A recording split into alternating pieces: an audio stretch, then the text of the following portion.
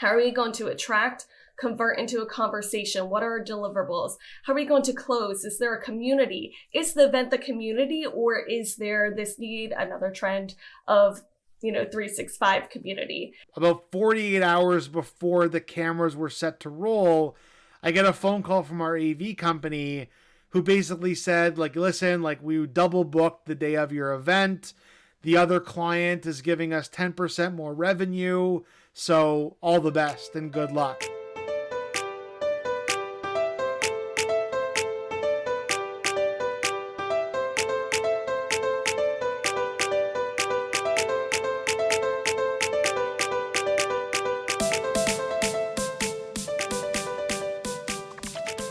Welcome everyone to a new episode of the Event Effect.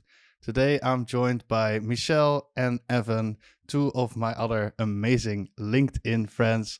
This episode is specifically about event management, and today we dive in with the first question: how did you actually got started in the event industry and eventually ended up in event management? Michelle, maybe you would like to kick this one off. Yeah, sure. Hello everyone. I've always known that I wanted to be in the event industry since high school. I thought that I, wasn't the only one, but the more I talk to people, I find out people end up here or, find themselves in this industry. So in high school, I knew that I wanted to get into event management, but what I knew back then at age 16, 17 has definitely shifted in the past 15 years. So I graduated from Penn State University, and rather than specifically going into hospitality, again, which is a very normal way to get into the industry, I graduated with commercial tourism, which is more so, why do businesses travel? Why are we leveraging events for business? Rather than, I knew that I didn't want to necessarily be a general manager of a Marriott or a venue coordinator. And so I specifically chose the direction of commercial tourism, which really opened up beyond logistics. And so fast forward 15 more years being in corporate and behind the scenes, I really elevated beyond the logistics and accommodations and really tie my career path more into event management and why businesses leverage events and how we can make the most bang for their buck. Love it. Indeed, not the most traditional, but a very, I think, a good way to find your path in the industry.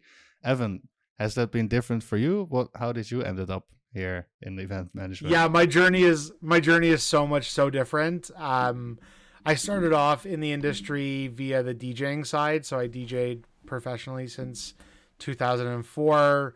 I realized around 2006 that this was going to be sort of my life path and my career. And how can I transition from just DJing parties and nightclubs to producing corporate events and working in the industry? So I went through sort of what I call a 360 lens of the industry.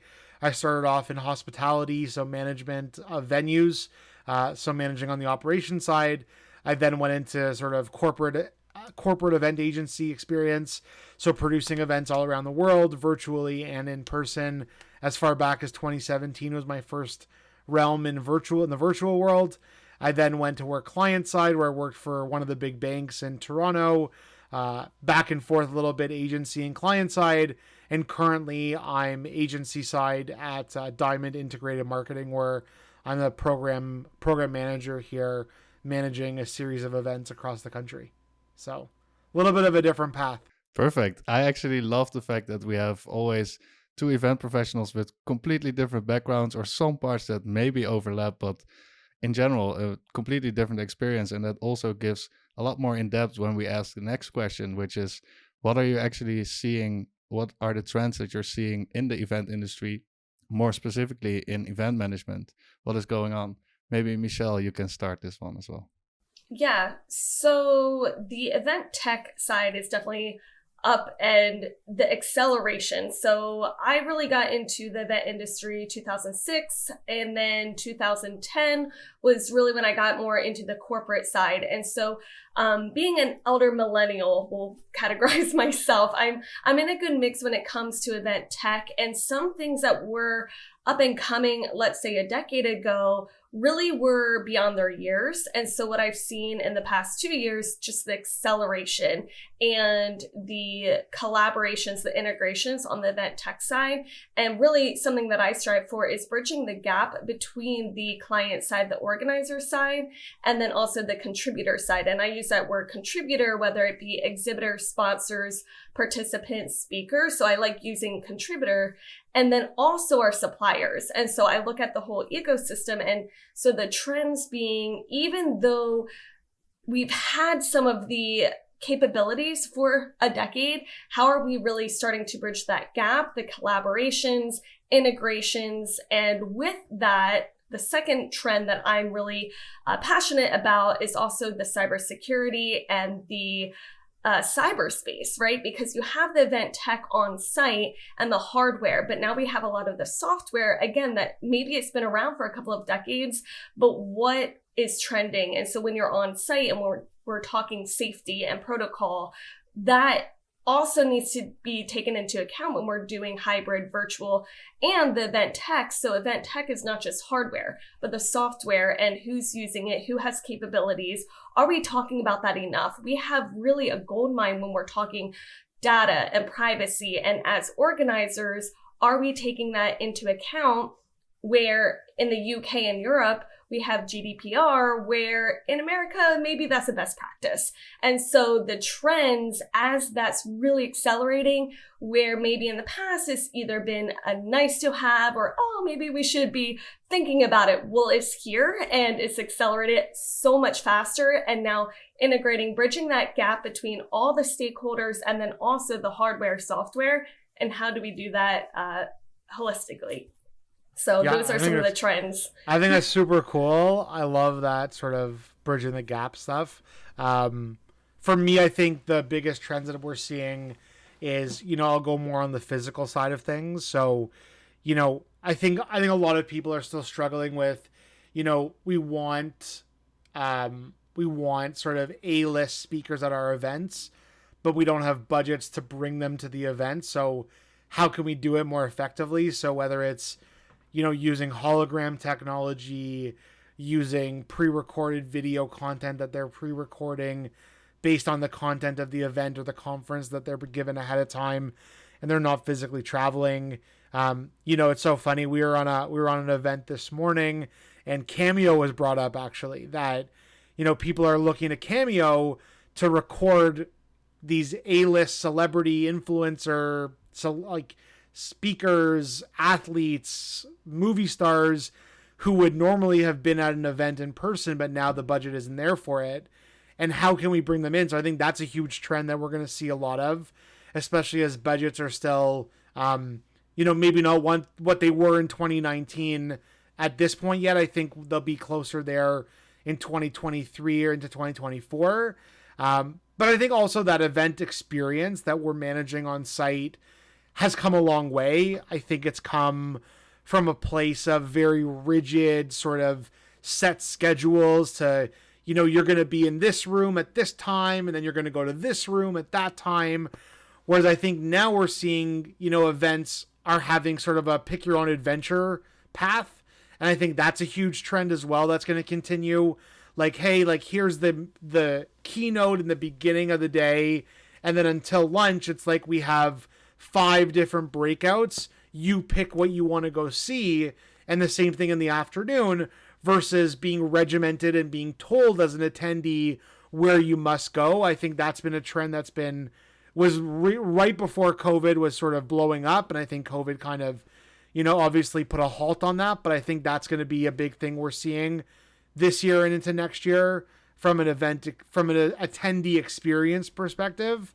And then obviously on the food and beverage side, the culinary side, there's so many cool things that are happening, whether it's, this immersive stuff that people are talking about or audience participation that we're talking about. So how can a guest feel like they're part of the show, like they're part of the chef team, whether it's, finishing touches on a food item or, we're using, nitrogen ice cream and they're pouring the nitrogen in with the goggles on. Obviously pending budgets, pending event sizes.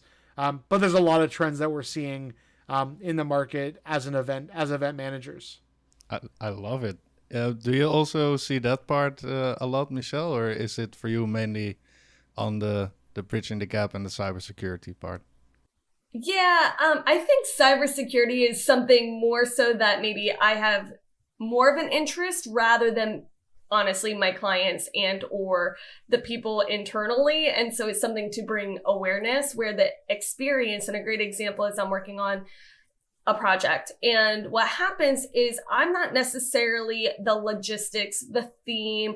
I'm not going to help with the flowers and what colors and what type of coffee. Like those are very important decisions to be made to that event manager. But what happens is, okay, this is our vision. This is our activation. How do we make that happen with the tech team? So this is what we want to have happen. And we've always done that with events, is bringing that vision to life. But then how can we, again, bridge that gap? And sometimes the front of stage and back of stage, they speak two different languages, the lingo. And so it's just a matter of communicating. And what Evan is sharing too is the integrations of the participants and the integrations of what that vision is, how the activations are happening. So rather than just a 10 by 10 booth or for a trade show, is how can we actually incorporate those activations throughout the show? And that's what I'm seeing on the sponsor and exhibitor side. My clients on that side, they really want to be a part of the program. And how can we do that holistically? And then also make sure that it can happen technically and logistically, and so bridging that gap as well. So it's things that we've always done, but how the execution is able to break down some of those barriers is really exciting. I love it. And in that regard, like I'm a big fan of the kind of the personalization, if I can summarize more or less what you put out there, including people as being part of the event, whether it's the attendees or the sponsors or the speakers. And in that sense, bridging the gap between the event and all the participants that are out there. Can you name some of the examples? Maybe, Evan, this is one for you, that you experience in real life in regard of that trend that you're seeing. Yeah, for sure. So, we're working on an event series right now for one of our big clients where we're doing 4 events across the country in the fall this year. And so we're really looking at like sort of how we're weaving everything through from, room setups to, the journey that the attendee takes from registration, pre-event to getting on site to going through all the motions of the event and how that all plays into each other in terms of that execution element. And so, we're looking at how we can weave the theme, how we can weave, music, how we can weave the food and beverage side, that they're seeing all these different touch points and they're getting these touch points all the way across. And it's one cohesive journey rather than individual sort of pieces of a puzzle where this is all sort of one continuous sort of, let's call it activation, that people go from, from that first initial communication of, hey, save the date, to that post-event communication of how was the event? Did you enjoy it? What are your takeaways? And every step along the way, they're being weaved through the process of that sort of multiple touch points, that multiple sort of feedback areas, and that we're able to really take them on that journey that we want to take them on, that's been curated by, our strategy team and our creative team and our operations team and our execution team, all working hand in hand to build that vision and to execute on those achievables. I love it. Can you name some of the steps that you're actually taking in order to make that happen? Yeah. So, for example, we're like in the process right now of designing, invites. So we're looking at sort of the event branding, the theme of the event, how we can weave those sort of images through those graphics throughout the sort of, let's call it the invitation. Then once we get on site, we'll have signage and we'll have branding that continues that sort of thread. The theme for this event sort of is like a mix of like sort of a fire and a rock and roll kind of theme. So we're working with the venues now on coming up with menu design that infuses that sort of, language, and we're renaming sort of menu items to reflect the rock and roll sort of theme for it. And we're talking about, can we do this sort of, like a s'more station where the guests can be involved to like torch the marshmallow or do finishing touches on the sandwiches or any of these items that can make the guests feel like they're part of the experience, and they're not just, it's not just a one-way street, but it's more of a two-way sort of engagement for the guests as they work through the event. I love that. Two-way engagement, and also a big kind of underlying trend there is consistency, right? Making everything consistent and cohesive. Michelle, can you name some of your real-life experiences with the trends you just mentioned? Yeah, and how we're doing that. And it actually ties back into the trends that we're seeing and a big topic of event management versus event marketing. And actually, my company is Emenee Marketing and Events. And there's always been this somewhat of a confusion that marketing is promotion. And promotion is a piece of that, but marketing is the journey that Evan is talking about.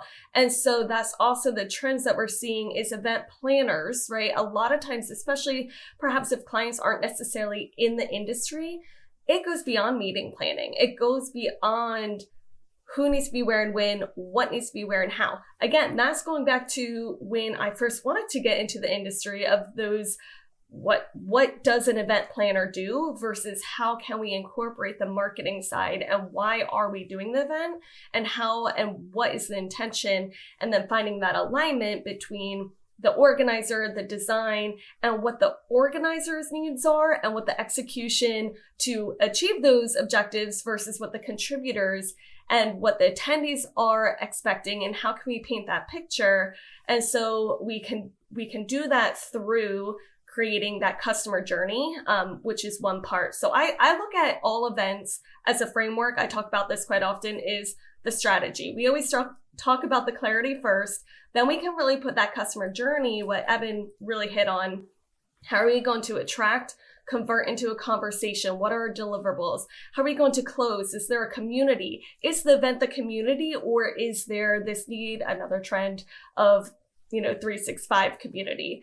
Then how can we monetize and optimize? So again, taking into account where if we have this event, is monetization a big objective, or is it the community connection? And how are we going to either break even, or are we just looking to use that as an expense to leverage business?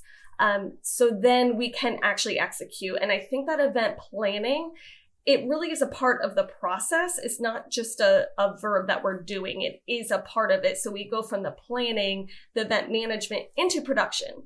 And so we can plan and what we're doing and what comes before, during, and then we can produce what we've planned. And then the people management and the project management of how does this all happen? And I really like what Evan was sharing, where it's a journey. And that's something that we like to talk about often, is the event is not the destination. It is a journey along the way, before, during, and after. And how can we take that experience from one event to the next event?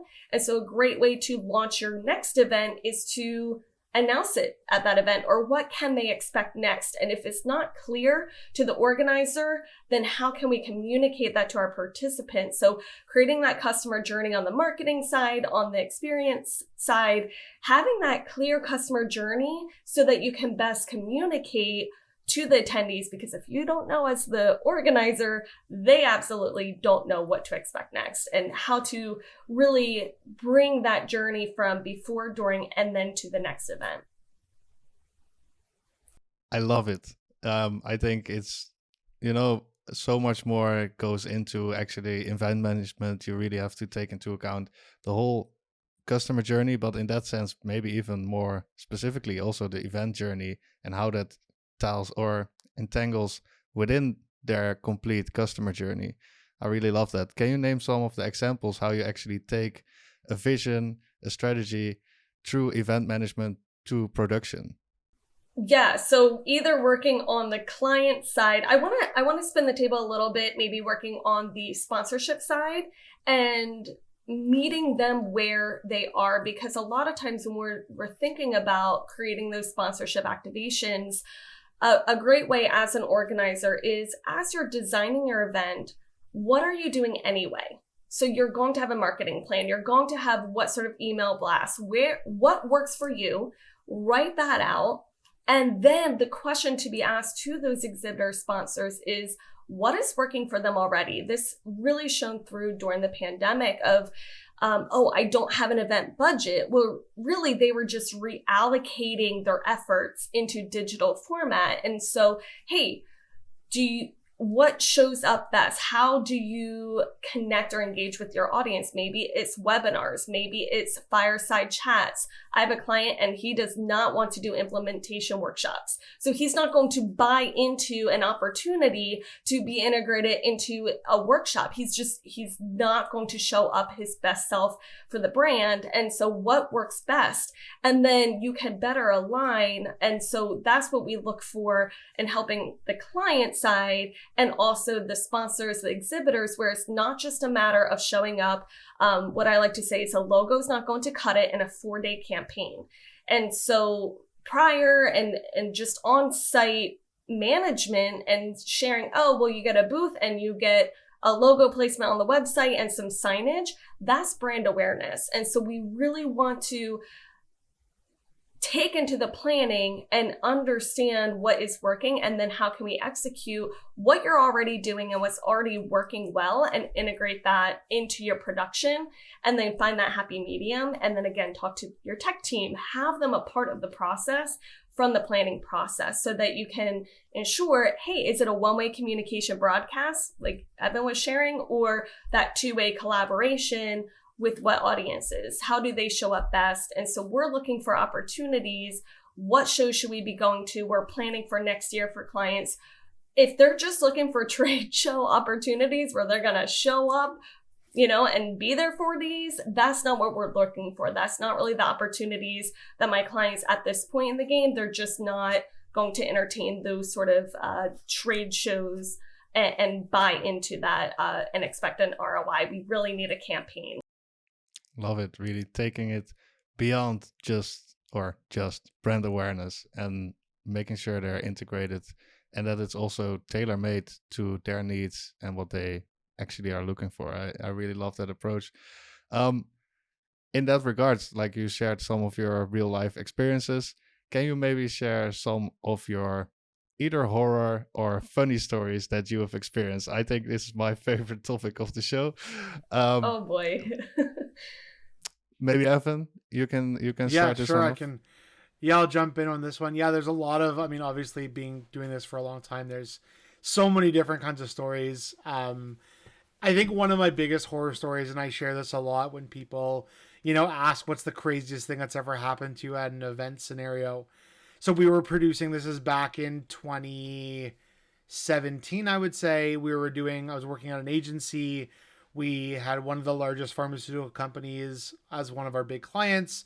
They were doing a brand new product launch that they wanted to do as part of a massive congress in Europe that they were presenting at.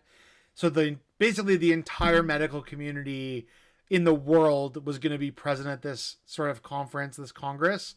And so they got this like opening sort of session, this massive room in a conference center, actually in Munich, where we were. It was like an amazing space. And so we had been working on this event for like 8.5 months leading up to it. It was a very technical, heavy show. We had about a $500,000 AV budget that we used for this event. So it was a massive thing. We were live streaming as well globally, as well as there was about 500 people in the room. So it was a true hybrid event before hybrid events were a thing that we all know and I maybe love or love to hate, however you want to take that. And so we had great relationships. We had great vendors lined up for it. About 48 hours before the cameras were set to roll, I get a phone call from our AV company who basically said, like, listen, like we double booked the day of your event. The other client is giving us 10% more revenue. So all the best and good luck. And so I sort of took that, and after the sort of shock weared off for after a few minutes, I was like, well, I literally have 48 hours. I'm flying out to Germany. You know, I had flown out already. I was there already. We had our client flying out, you know, a few hours later. So I was like, what are we going to do? So, you know, reached into the back pocket of vendor network, called a person who called someone else. Needless to say, 24 hours of staying up all night. We had a room set up, ready to go for the start time of the event. The cameras rolled. Everything was great. And afterwards, it was kind of like, you know, leading up to it in those crazy 24 hours, the AV supplier who we got was like, I was like, let me know what I owe you, like billing, like whatever. He was like, honestly, like, let's get through the show first and let's deal with that afterwards. And so we dealt with the show. The show went off great. We ended up getting like 5 more bookings from the client based on that one show. So it was amazing. And at the end, I was like, okay, so like, let's figure out invoicing and whatever. And he said, you know, we actually had no events booked in that month that was happening. So I'm just going to charge you, you know, labor costs because I have to pay the guys. All the gear that we had that we used was in our warehouse. It wasn't being used anyways. So just pay me for labor. And I was like, this is like the best of both worlds. It was like the scariest moment 48 hours earlier. Like the range of emotions that we went through was literally across the entire spectrum, right? It was like shock when we first got the initial call. Then we had this like eureka moment of like finding someone. So we were like, yes, this is amazing. We found someone to deliver. Then they like dealt with it. So the setup was like super stressful of like being in there and like getting it all done and making sure we had time for sound checks and tech tests and everything. And then afterwards getting this phenomenal bill at the end of like just labor. It was like just the range of emotions. So that's my favorite story. Wow. I'm feeling like the adrenaline right now. You can feel it. And it really shows you like what event managers go through in real life, that it's not always just planning parties and going to food tastings. It's like you're dealing with like real things that happen, you know, simultaneously that sometimes you can and sometimes you can't control all at the same moment. Man, I was like, at the moment my jaw almost dropped. I was like, what? You can't be serious. 2 days before your event. That's literally was my feeling. Man, but hats off to you for being resilient and actually finding another solution that actually turned out to be a better solution in the end. But at that point, shaky hands probably. It was tough. I can imagine. It was tough. How about you, Michelle? Maybe a funny or a horror story that you would love to share? Yeah, mine is definitely lessons learned also on the production side, ironically. So lessons learned is doing the tech check in front of the client is just in itself. I mean, because they see the front end, they don't always see the back end and that communication. And so this was 2020. And so again, a lot of the equipment and just lessons learned where the AV teams are very familiar with our hardware, their switchers, their, you know, the hardware of it all to make the magic happen, where the event management side, we are really integrating the software side. And so communicating that they're used to, let's say, vMix and different platforms rather than like a Cvent or Hopin or what are these platforms. So the communication. So I fly down. It was a true hybrid production, I call it, where this is back in 2020, 120 speakers. We did all the different types of tech checks. And so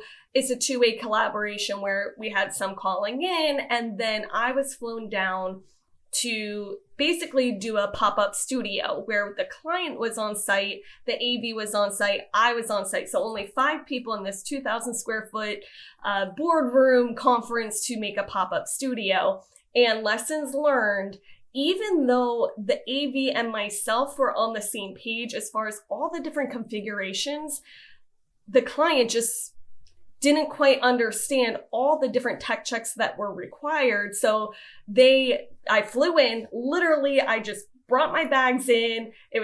I flew in the day of the tech check, so we still had a couple days for conference. And now I have a whole checklist that is more so for the client to see, because we can communicate.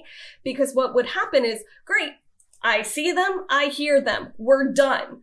And they thought that the AV team could go home, and we're there no, that's one configuration. That is the MC feeding out to the virtual conference. What about when the panelists are coming inbound and we have to bring in 6 panelists and then we had our MC on stage, because now we need to ensure that the feedback of the 6 panelists, we need to hear it come through so that the MC and the conference can hear it, but that is not feeding back into the loop. And so that's another configuration. What about when the MC is giving a presentation and then bringing in speakers versus taking them off? What about the two-way communication where it's just speaker and speaker? So all the different, literally there were about 9 different configurations, but to the client side, they're, oh, I see them, I hear them, we're good. And what about all the different? So it was just a matter of communicating, keeping that trust, because I'm working with them during the planning process.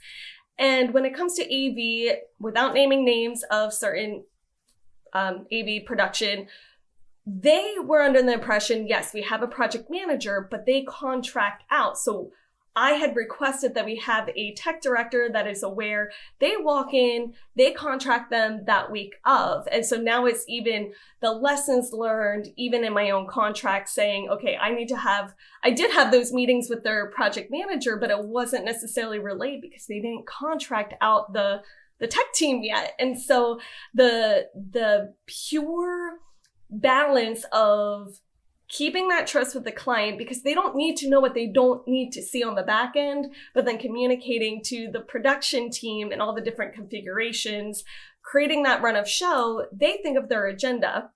Great. Step 1, next session. Creating that run of show is, well, are there Q&A? Do we need to have a two-way communication? Is there audio feeding in, audio feeding out? Is there any reason why we need to then bring in the video, or is it just audio? All of those things to create a true run of show, and creating those lessons learned if it's done, even if the client pops in, but again, COVID is COVID. You're working within your boundaries. And so, and the other woman on the team, is kind of funny. She knew I was flying in. She saw the setup and she's like, you do that too? Like, she knew I was helping with the planning, but didn't comprehend that I would be the one making the configurations happen. And so just, again, that communication among front of stage, back of stage, it all worked out. During the debrief, the client actually was like, I didn't know what I didn't know. There was one point in time, I wasn't sure if we would have a conference, but you put it like just to communicate. I'm sitting there like my stomach are nuts, even though I'm confident with the tech team. It's just how do you relay that? We're fine, we're good. But so now I have a checklist that more so, yes, for us, but also to say, hey, we're on configuration number 7 out of all of these, and these ones are good. We're going to go back and tech check, just to help bridge that gap. Again, I love that phrase of what they need to know on the front of stage versus like, oh, we see them, we hear them. Great, that's one part of our run of show, and just to ensure that all things are good to go. Yeah, it's so important to have like not just communication, but also kind of managing expectations from both parties. And in this case, it went well, but it can really end horribly when people have certain assumptions that may or may not be the right ones, because we all know tech, a lot can happen. And if you haven't checked, even if you have checked, things can go wrong. But imagine if you haven't checked every single setup. Great learning from your side.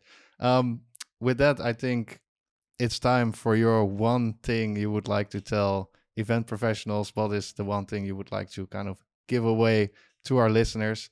Evan, what would your top tip be? Yeah, I think the top tip I could give people is everyone's going through a lot these days, especially in the world we're living in now. Give people some time, give people some grace, give people some space. Anyone on any side of the industry, from attendees, speakers, sponsors, vendors, partners, people are going through a lot. People are dealing with a lot. Don't think that it's 2018 or 2019 where things happen on a dime anymore. People need a little bit more time to get things done and to work through things. So just give people a space they need, and they'll deliver on what you need them to deliver on. Love it. Give people the space, and it will come. It will be right in the end. Michelle, what is your takeaway for our listeners? Yeah, definitely. You hear a lot of times niche down, niche down. In our industry, it's a little different because we can serve so many verticals. So rather than niching down perhaps by industry, is really ask yourself, what skill sets do you enjoy? Because there's enough to be collaborative and work alongside with different people in the industry. And so for instance, I don't do festivals and concerts and B2C. It's just not my area, but those are events. And so I'm really able to focus and collaborate and work alongside, get to know the suppliers within that mid-market. $10K to $1 million is really my sweet spot, so that I can network and trust the industry when people are looking for concert production or B2C or fundraising. There are so many different formats of events. And so rather than feeling, oh, I need to niche down in an industry, what format, what style, what type of flow, and what skill sets among the event industry really resonates and where you can shine best, and then really network and collaborate with those that can fill in those gaps. That has definitely been something that has helped me, and been able to rely on my network, grow as an individual, as an event professional, and then also learn from others and yet be able to delegate so that we can all grow and help one another thrive, rather than learning all different formats and styles of events. It's just, we don't have to be the one go stop shop for all of them. I would much rather collaborate, keep on networking, finding those that resonate, and find where you shine best. I love it. Focusing on your zone of genius, I think, is what you kind of a summary of what you just mentioned. Very important one. And with that, we already came to the end of this episode. I'm so grateful to have you both of a guest. It's amazing to see all those perspectives from the event management perspective within the industry. A lot of good learnings, insights. Kind of a frightening moment there with Evan. I was like, but we managed to actually got to the end, and I hope our listeners enjoyed it as much as I did. Hopefully you enjoyed it as well. We have a next episode coming up 2 weeks from now on Wednesday. Looking forward to welcoming you there as well. With that, I hope you have an amazing day, and thank you so much for listening to the Event Effect.